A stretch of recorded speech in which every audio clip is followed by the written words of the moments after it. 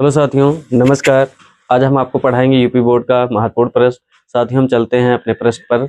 हमारा प्रश्न है, यदि दो गोलों के आयतनों का अनुपात 27:64 है तो उनके पृष्ठीय क्षेत्रफलों का अनुपात ज्ञात कीजिए। साथियों, दिया है, सबसे पहले देखेंगे V1/V2, अर्थात दो गोला है, दोनों गोलों के आयतनों का अनुपात दिया है। V1 का मान 27 है और V2 का मान 64 दिया है। तो साथियों, गोलों के आयतन का सूत्र क्या होगा? तो गोले के आयतन का सूत्र लगाएंगे, गोले का आयतन बटे, साथियों यहाँ लिख लेंगे प्रथम गोले का आयतन और सेकंड दूसरे गोले का आयतन। गोले का आयतन V1/V2 बराबर, गोले का आयतन होता है साथियों 4/3 पाई। V1 है तो यहाँ R1³ बटे में 4/3 पाई R2³।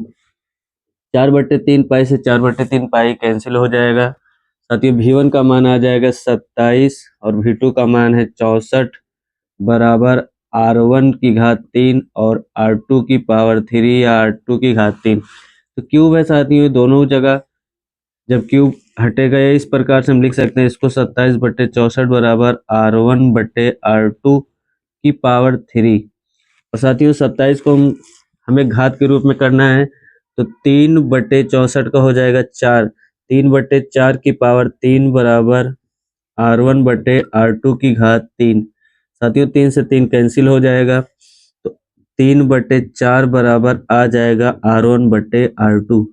तो साथियों हमें लाना क्या है? उनके पृष्ठीय क्षेत्रफलों का अनुपात ज्ञात करना है। तो साथियों हो जाएगा पहले गोले का पृष्ठीय क्षेत्रफल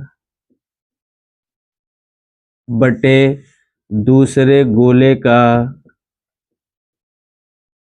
पृष्ठीय क्षेत्रफल।